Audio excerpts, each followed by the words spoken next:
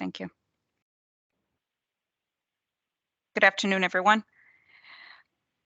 I'd like to call the meeting of the Sprague Subcommittee to order of the MARB, and it is May 26th, and we do have a quorum. The time is 12:34.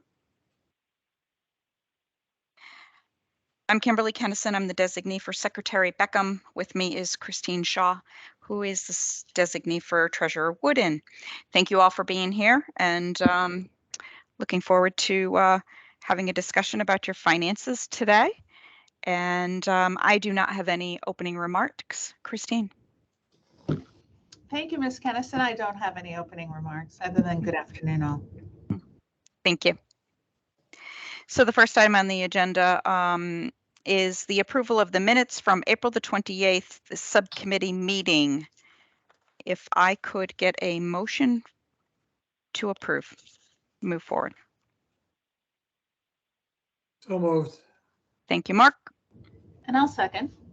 Thank you, Ms. Shaw. Any discussion? I hear none. All in favor? Aye. Aye. All right, the minutes have been approved. Thank you. Next item on the agenda is for us to review, discuss, and possible action of a labor contract. It is for municipal employees and union independent local 506, and it's non-certified employees.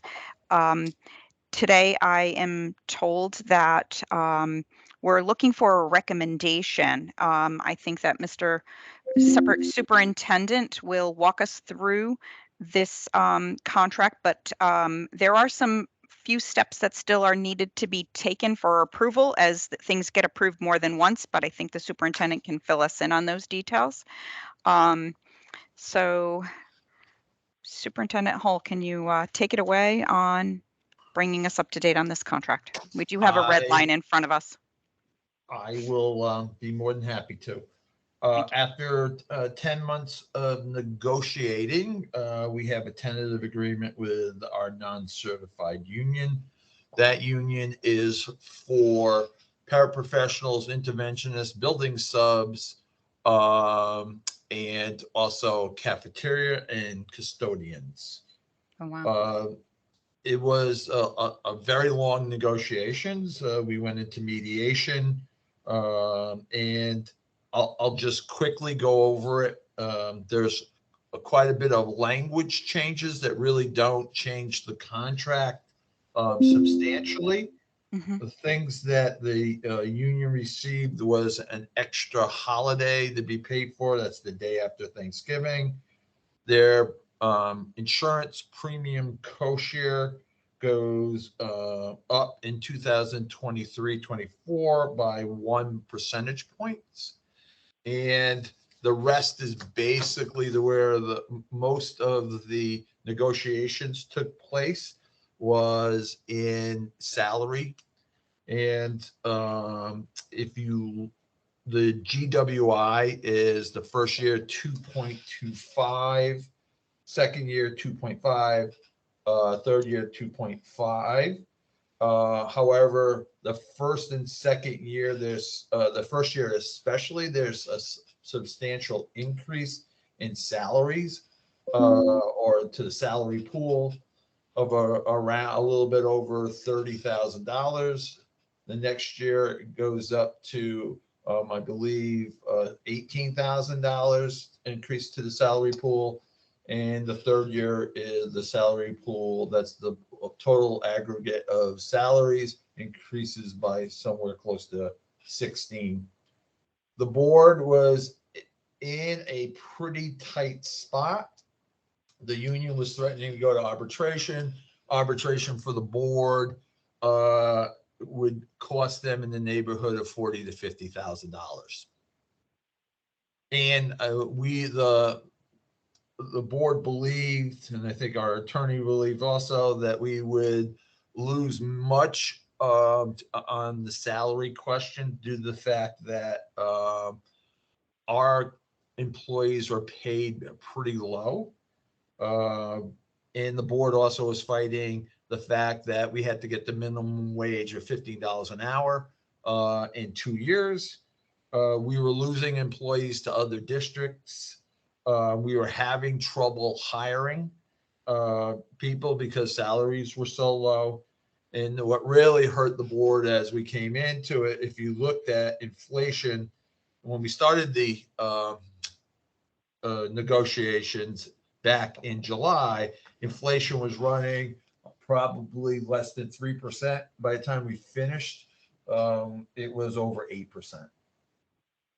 So with that, the board felt like to stop going to arbitration, they were willing to increase the salary pool, especially that first year. The board wanted to make sure that certain employees received a substantial raise due to the fact for the work that they did. So the first year, interventionists and building subs have a substantial increase. If you look at the building subs, they have almost a 10% raise. It went from $100 to $110 a day. And the interventionists went for from around $15 an hour to $17 an hour. And you have a retro, huh? We have a retro, which we're fine with right now Mhm. because of the surplus we're running. Okay.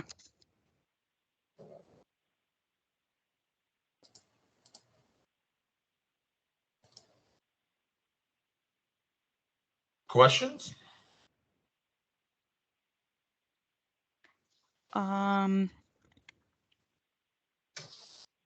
Well, I'm glad that you didn't have to go to arbitration, because I do recall that you mentioned this some time ago, that it's been hanging over our head for some time. So I'm glad that we're able to negotiate and get through this. I do not have any immediate questions. How about the board members? Ms. Shaw or Mr. Waxenberg? Just for clarification, Mr. Superintendent, no individual under this contract therefore will be less than $15 an hour beginning July 1st, 2022, correct? No, 23. It took us 2 years to get them up. So they have to be July 1, 2023. Yeah, No, that's what I 20, said. excuse me, 24. So we did it in steps to get them over. Yeah, I think the statute is 23, but in any event, you moved to the statutory requirement of $15 an hour. That's correct. Okay.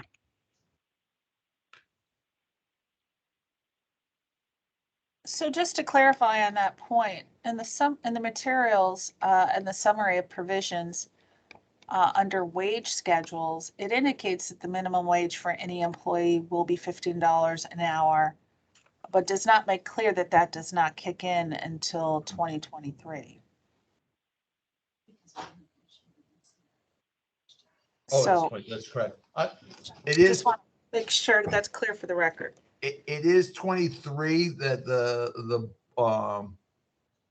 the minimum wage has to be up 15 because we've been negotiating so long. We have a retro. This first year is year one of the contract, moving people along, and by the end of next year we're there. Christina, I did not get your question, so can you go back to that again, please? Right. I just wanted to clarify that the written materials provided to the committee make reference to the $15 an hour minimum wage, but it doesn't make clear that it doesn't. So their sentence currently reads, effective July 1, 2022, each employee shall have their hourly rate increased by 2.5%.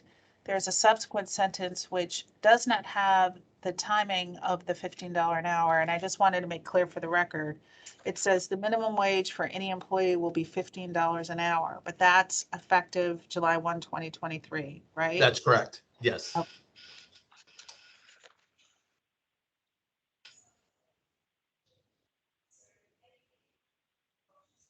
That's all I have, Ms. Kennison. Thank you. Mr. Waxenberg, did you have a question as well? No, I think Christine hit it. It's confusing. You might want to put in there and effective 22, each employee shall have an increase of 2.5%. The minimum wage for any employee will be $15 an hour effective whatever the date is. Yep. Good point. Now, the document I have is not a red line. It's a blue line. Well, no, I thought the blue line is a summary. The blue line is a summary. The blue line's not the contract. It's just the summary of the contract. The- So, and you're summarizing what is being changed, I think, but the contract is not in a blue line or a red line. That's correct. I can send you a red line if you'd like. Yeah, we definitely would want that for the full MARB anyways, and we appreciate this. We appreciate the summary though. I believe I sent you the new contract, not the red line on it. Okay, perfect. If we could, if we could have a follow-up of the red line, that would be great. Not a problem. Okay.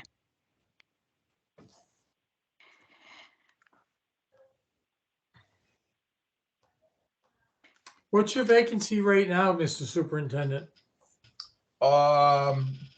It depends on what position you're talking about.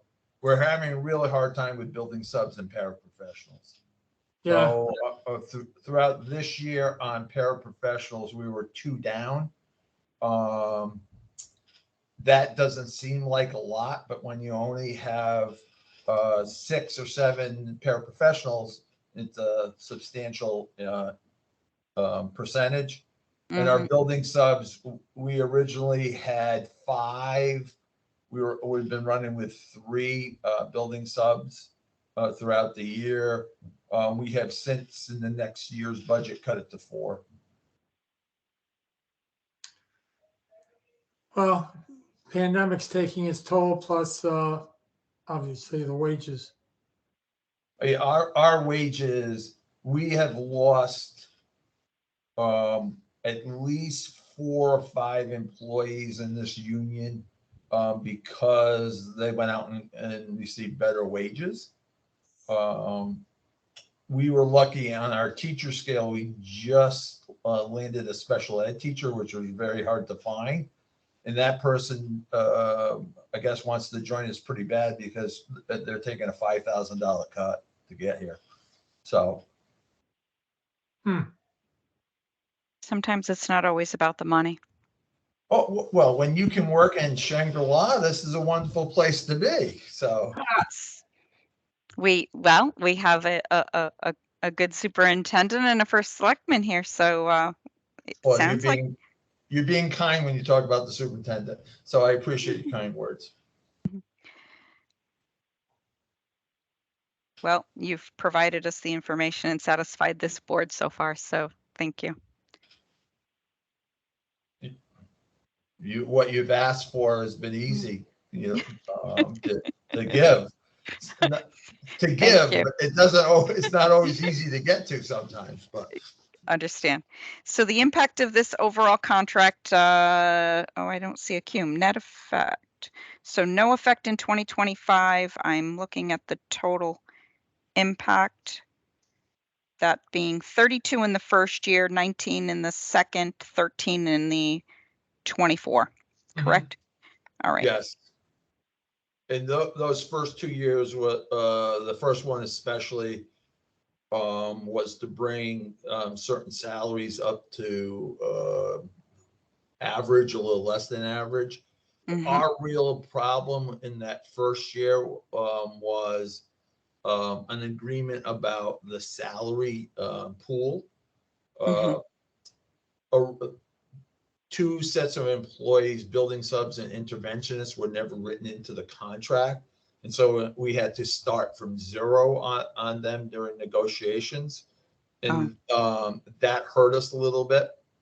But once we were able to get them into the contract, that 3rd year is, I think, very reasonable. It's just really the first year bump. It's a big bump first year. Yep. for this town. Yep.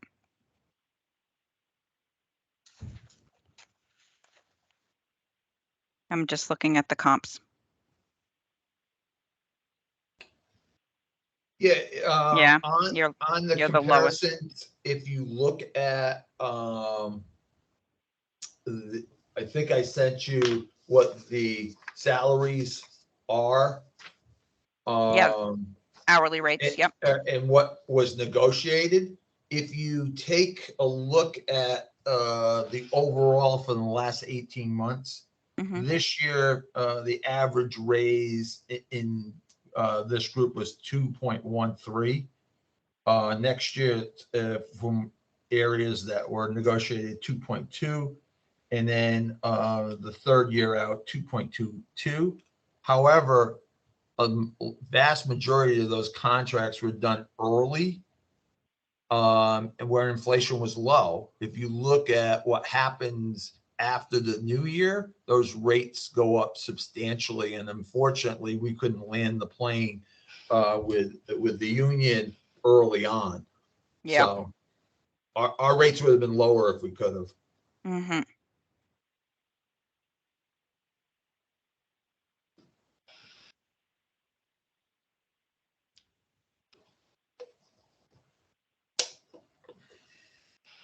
Obviously, the town has no problem with, when I say no problem, they've incorporated in the budget and they are supportive as well, I assume.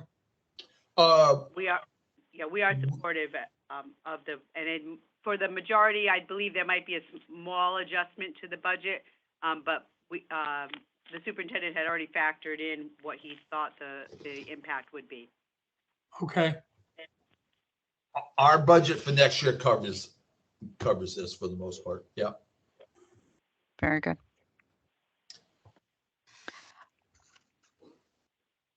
I'll make a motion to approve, Kim.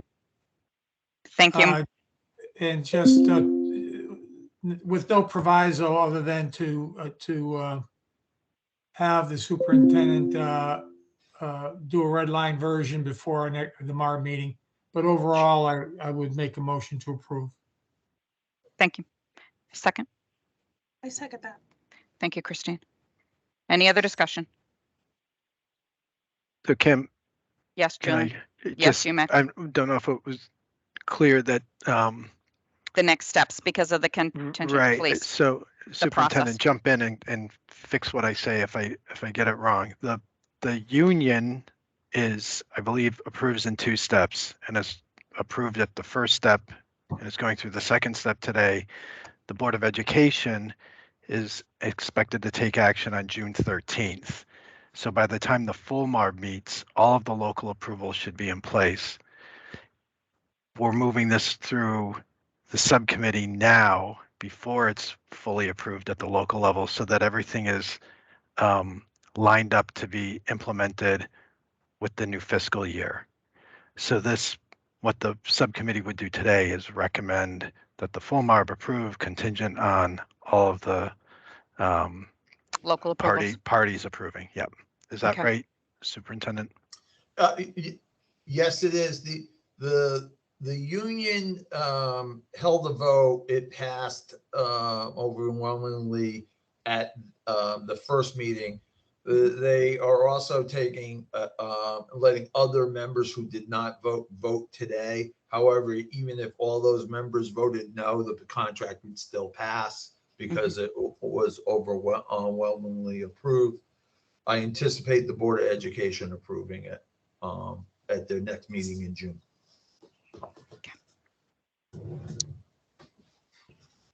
Very good. Then we can move forward, and this also will allow us to meet the deadline and having everything ready for the June 15th full MARB approval. I think that we can still go forward. Mark, do you want to change your motion or you want to continue as it is?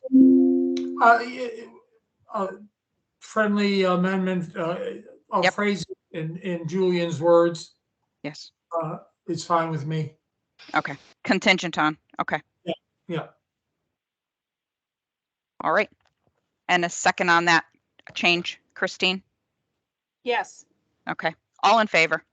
Aye. Aye. Thank you.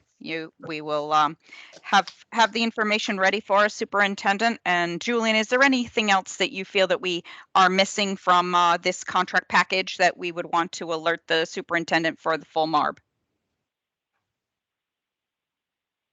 I don't think so. If Okay.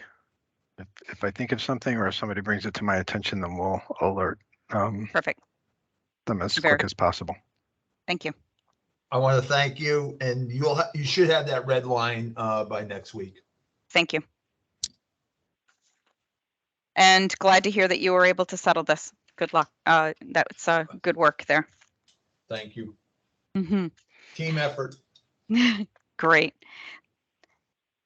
So we'll move on to the next item on our agenda, which is the fiscal year 2021 audit. And I believe we have the auditor with us today to go through this audit. Or is the first selectman going to do this? Hi, Kim. Sean from King. Hey, hi, Sean. Welcome. If you want to walk us through the financial audit, please. Sure.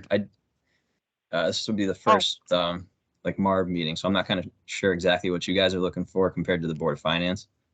Do like what you would do with a pretty Board much- of Finance. Pretty Yep. much same thing. Okay. Same rodeo. Okay. And Sean sent me his presentation, so I'm going to share a screen Thank you, if, Julian. as soon as I'm done fumbling around with buttons.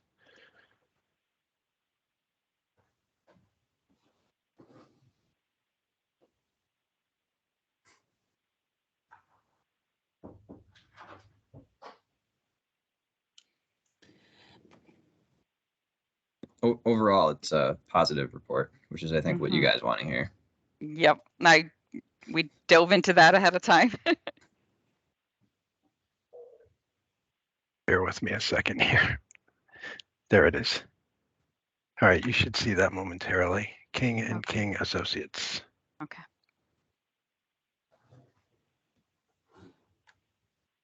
Okay. I guess we could click to the second slide. So this is just like a high level summary of kind of like indexes, the sections of the audit. Usually I go over.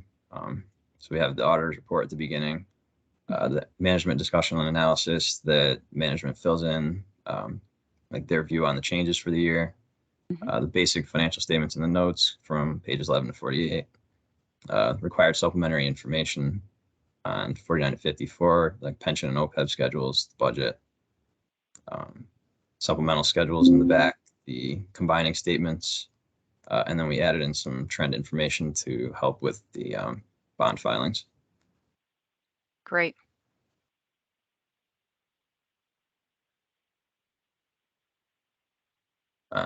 Skipping to the Page governmental 13. funds balance sheet. Yep. And for the purpose of this group and the governmental funds, we are talking fully loaded here, correct? Like the industry. Kim is asking. No, this is Okay. governmental funds. Kim is referring to entity wide, which would be- government wide. Yeah. Yes. Yeah, I skipped over the government wide. Thank you. It had much Okay. application for you guys. All right. Very good. I just wanted. You care more. Yeah, you care more about the general funds fund balance and the governmental fund balances, I think. Go ahead. Okay, so on page 13, the ending total general fund balance was 347,364. Later on in the report on page 35, there's a chart that breaks down like assigned or committed or restricted for each fund. The GFOA recommends 2 months annual revenues in surplus, about 16.67%. I guess that should be the target where they want to get to eventually. Right now they're at 3.6% of the annual budget revenues, and they have to stay below the 5% if they don't want to pay you guys back right away.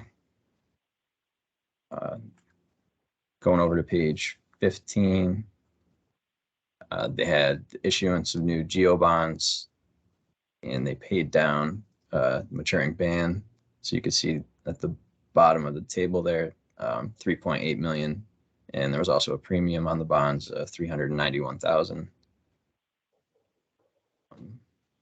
In the general fund column, there was a surplus of roughly 400,000, which is even after the additional transfer to the capital of 150,000. Going over to the water and sewer funds on page 17, we restated the beginning net position and the debt to include the bonds and clean water fund loans that are being paid back by user fees. Since the town is not paying those back, it's supported by the water and sewer. So it's just more appropriate to be shown on that statement.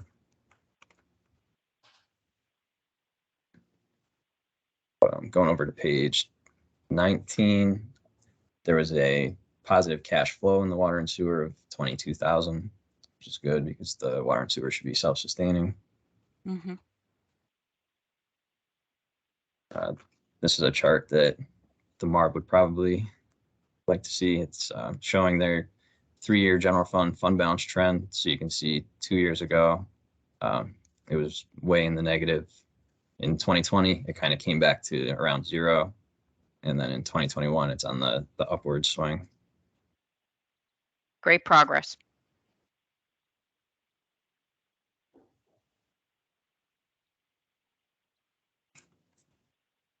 Going into the notes to the financial statements, on page 32 and 33 is a summary of the long-term liabilities and the maturity tables for future debt payments. So it splits it out between the governmental activities, which would be more the town side, and business type activities, which would be what the water and sewer is responsible for. Mm-hmm. So it's just broken down by how much they'll have to pay down each year until the loans are matured. Going over to page 34, we have paragraphs talking about the agreement with the MARB. So we read the agreement and we calculated their fund balance and we compared it to what happened. And then so that's when I talked to Cheryl, and then she talked to you guys. And that's what started the $150,000 transfer to get you back below the 5%. And the reason is to make sure that because it was the intent was for them to pay down the deficit that is sitting out in the capital non-reoccurring, because when they leave us, they need to leave us in good standing and be able to be fully sustained. And that has been daunting them. And one crisis would put them back with a fiscal problem. Mm-hmm. Yeah, I agree. That's a good plan. Yep. Perfect. Page 37 and 42. So we just mentioned the liability for the teacher retirement and the teacher retirement OPEB, even though they're not responsible for it. We just mentioned it in case it was ever a portion of it or anything was pushed down to the towns. So on page 37, the portion of the teacher's pension associated with Sprague is 7.7 million. The on behalf amount that the state kicked in was 495,000. And then for the OPEB, the other post-employment benefits, the Sprague's portion is 1.1 million, and the on behalf amount that the state kicked in was 11,937.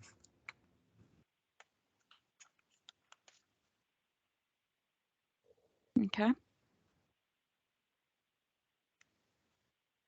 Going over to page 48, we have adoption of new accounting standards and a restatement chart. So GASB 84 went into effect, and we, following the flow chart, reclassified the student activities to special revenue funds as opposed to fiduciary fund. You can also see in the chart the sewer geo bonds and clean water fund loans moving from governmental activities to business type activities. So it's a swing of 1.1 million from Governmental activities in that position would increase and water and sewer would decrease.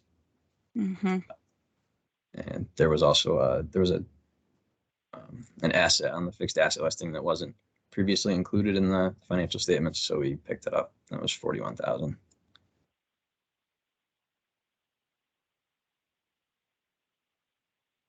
Okay.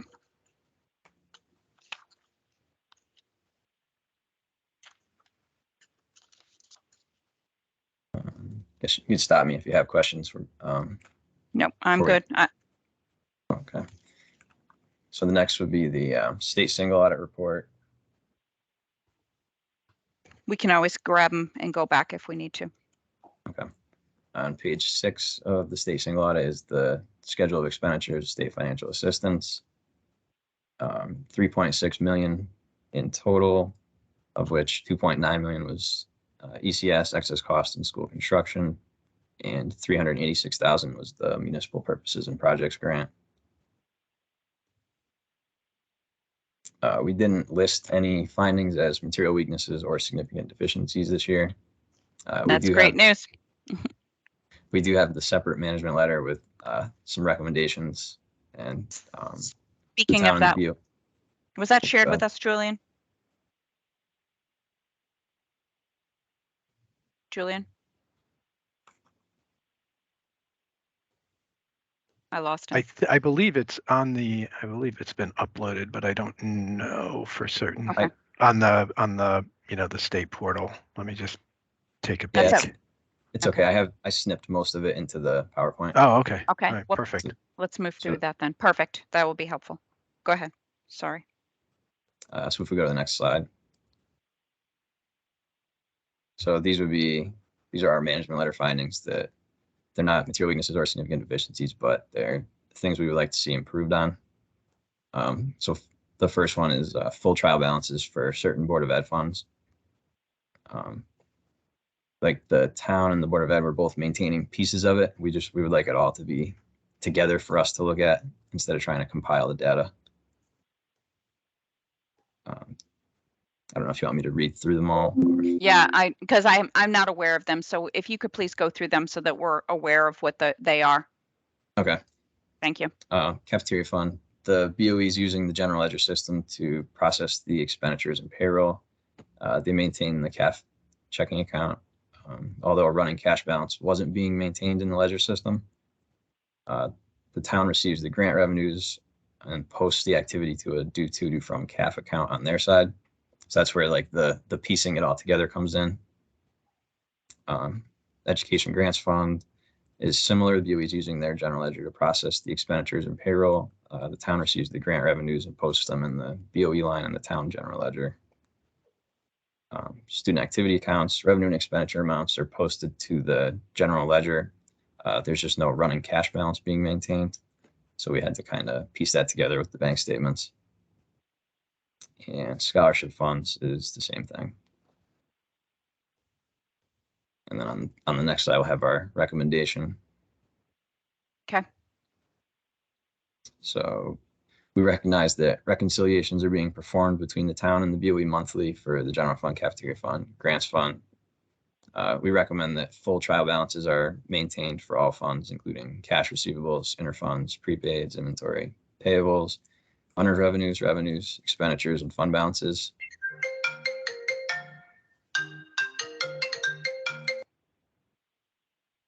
So we also have management's response. For the cafeteria and the BOE grant funds, the town and the BOE will collaborate efforts on creating and maintaining a full trial balance for both funds to accurately record all transactions in addition to their monthly reconciliations. And for student activities and scholarships, the BOE will modify their current process of recording transactions in the general ledger to ensure a running cash balance is recorded. And they will create and maintain a full trial balance for both funds. Okay.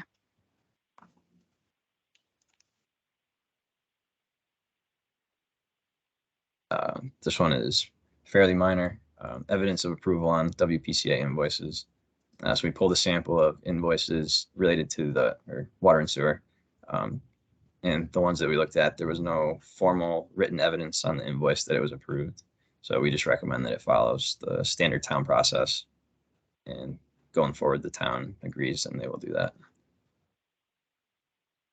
Great. And then funding for certain expenditures from capital non-recurring. So this is what got into the mess in the first place. But there were some expenditures charged to the CNR fund for the Paper Mill Pond fish passage project that didn't have a specified funding source. Cheryl might be able to elaborate on it, but it was a prior commitment that that they had to pay for. Going forward, they have developed policies and procedures to ensure that all the capital projects have an identified funding source before any expenditures can be paid from it.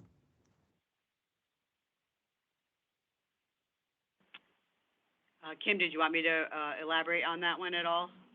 Sure. Okay, that was an item that was from the previous administration. It had been committed to the group that the town would pay a certain amount of money for the Paper Mill Pond fish passage, and they had applied for their grant and received it based on the town's funding. It was listed in the budget, but there was no revenue source to cover it. So I didn't feel it was appropriate to not follow through with the commitment of the town. And so I did speak with them, and what we were able to do was at least spread it over 2 fiscal years so that we could, you know, have it not be as big of an impact. But this is the last payment of that was during the 21 fiscal year. Oh, good. So was there a grant source secured for that, or it's being absorbed through operating expenses? There was no grant source. It was, I'm not sure what the intent was in the budget. I believe it said cash, although when I took over and I asked the previous administration about it, because the people from the fish passage had contacted me, I was told it was supposed to be in kind. But in any case, the letter to them said it was going to be cash. So there was no other grant source. It was going to be cash from Sprague to match their grant. I see. Okay.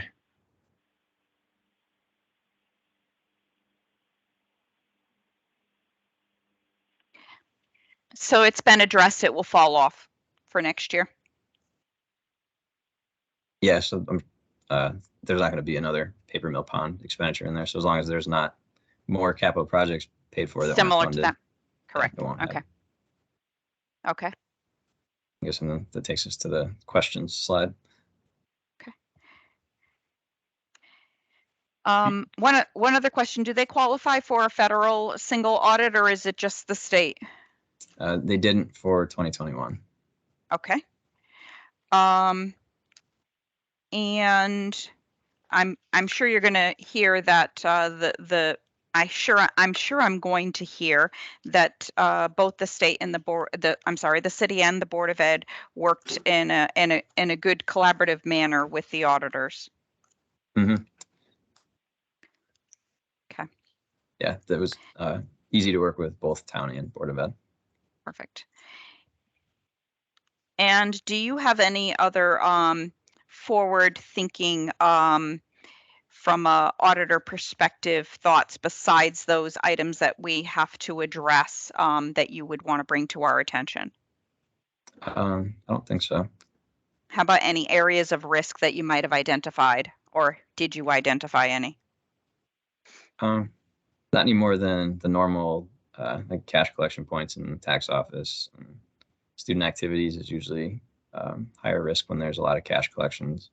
Okay. Sometimes the CAF, but it's mostly grant funded now. Okay.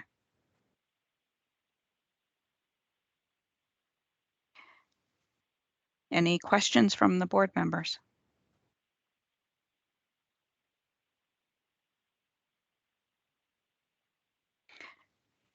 The only other question I have is an update on the open management letter comments that are there, and when I think it was primarily the board side, we think that those items would be resolved. And then I just have one item to bring to the attention of this board. I can answer that, Kim. Thank you. Those items are already resolved. We've already put through a process to enter all of our revenue and all of the expenditures to maintain the trial balance. Perfect. So you think that they will fall off in FY22? Yes. Glad to hear it. Thank you so much. Mhm. And the only other item I guess I would want to make sure that we bring to this board's attention is oh, we lost Bill. He's coming back. Okay.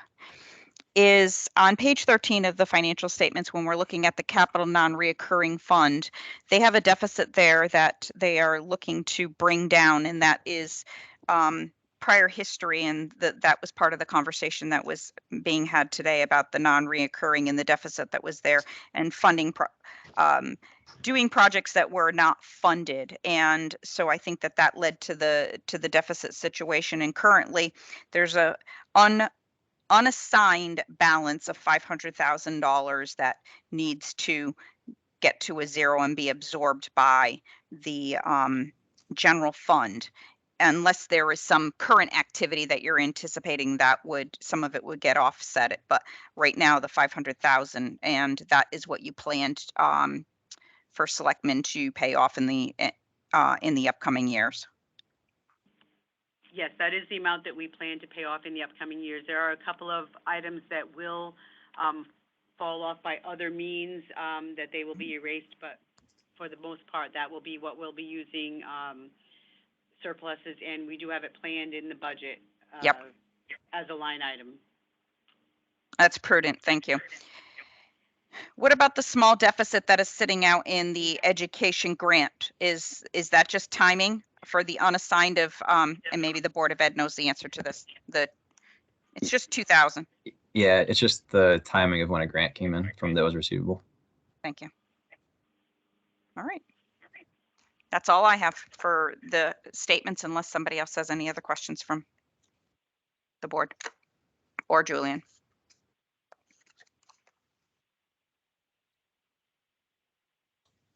So Thank you. I'm all set. Thank you. Oh, whoops, sorry. no, Julian. Payback to MARB won't begin until after that 500,000 is down to zero. Yes, Is that sir. fair? Okay. Yes. And we had discussed that at this level, as well as the full board, and feel that that is the prudent thing for us to do, especially for this town, as they do not have they don't have a savings account that they can draw upon, no reserves. Yeah, I just wanted to refresh my memory. Nope, you're fine. Thank you, Mark. So I have one other question in regards to the FY22 audit process is the next item on the agenda. If you'd can bring us up to date on the timing and what's your plan for that? So we have scheduled interim dates in July. Okay. We have a couple of dates scheduled. After that, we'll schedule fieldwork days for whenever the town has everything ready. It's kind of up to them when they want us to come out. And then depending on that point, after that, we wrap it up, put it together, I guess. Okay.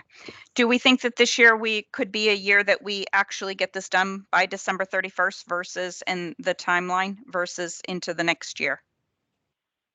Yeah, it just depends on when we can start, but we could get it done. And the Board of Ed in this city? No, I think we should be able to get everything ready for them for when they need. And you know, part of the delay, I think last year too, was that we had that surplus, you know, over the 5%, so that delayed it with working with the Board of Finance. I might try to like start Plan that sooner. priming them ahead of time a little bit. Yes. So that, you know, they don't drag it on quite as long, so. Perfect. All right, thank you.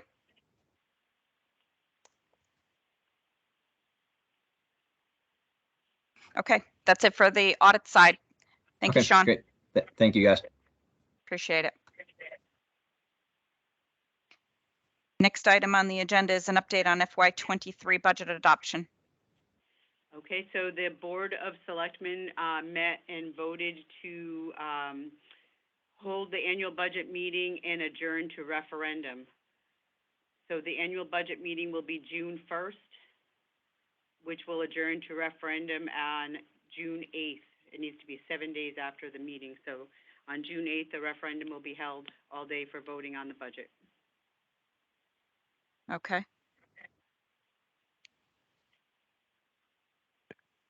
Is this the first time you've done a process like this, or is this standard?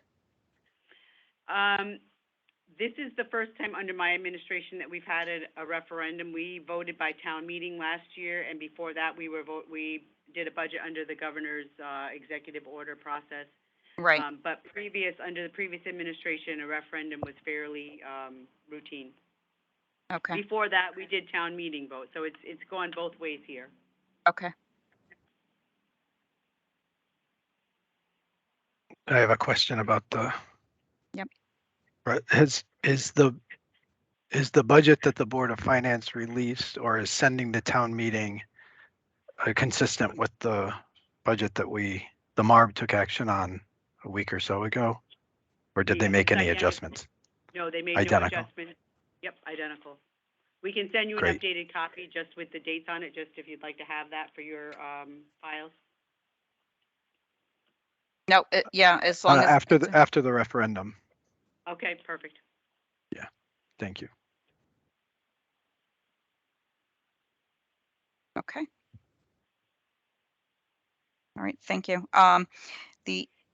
Next item on the agenda is any related business, and so the only item I have is if you have any update on your ARPA funds and We status. do not. We Okay. do not have any updates. Julian, any other item that we wanted to bring to this, or any board members that have anything that they would like to discuss further? I do not. I do not.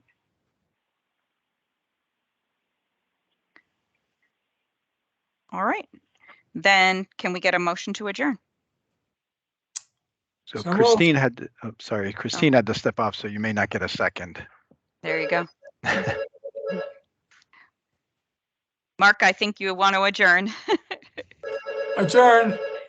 Adjourn. Thank you. Have a good day. Have a nice holiday weekend. You You too. as well. Thank you. Bye, Take all. care all. Take care all. Right.